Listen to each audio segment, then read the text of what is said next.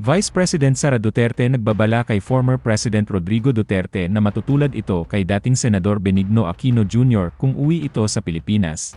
Gusto niyang umuwi. Sabi ko, yung kagustuhan mo na umuwi, yan din yung katapusan ng buhay mo. Magiging Ninoy Aquino Jr. ka. Pero bago ang lahat, kung ikaw ay bago sa aking channel, huwag kalimutan na mag-subscribe at i-click ang notification bell for more trending news.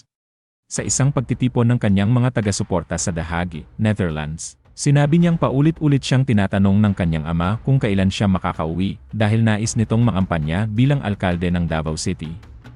Binalaan ni Vice Presidente Sara Duterte ang kanyang ama, dating Pangulong Rodrigo Duterte, na maaari siyang matulad kay Benigno Ninoy Aquino Jr. Kung ipipilit niyang bumalik sa Pilipinas, ang yumaong dating senador ay isang mahigpit na kritiko ng Administrasyong Marcos.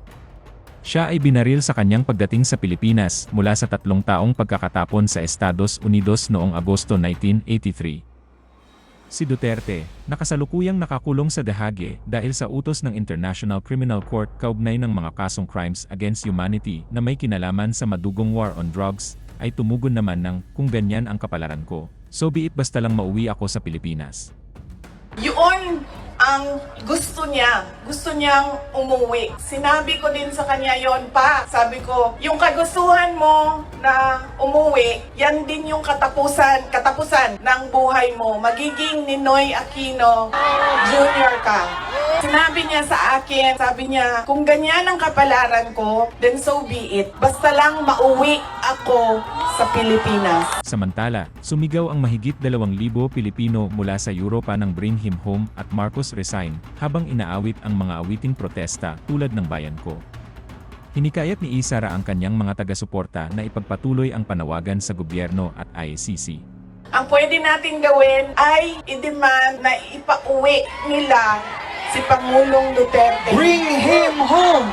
Bring him home! Dahil yun din ang gusto niya. Sa mga araw na nandoon ako, isa yan sa paulit-ulit niyang sinasabi, kailan mo ako mapalabas dito dahil darating ang eleksyon, mag-mayor pa ako ng syudad ng Davao.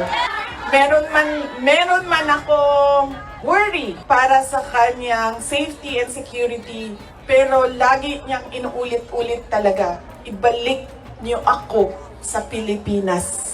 Nagtatanong marami, ano bang pwede magawa? Huwag natin tigilan ang panawagan sa gobyerno natin sa Pilipinas at sa lahat ng gobyerno na nakikinig at dito sa ICC na ipaalam sa kanila na mali ang ginawa kay Pangulong Rodrigo Duterte.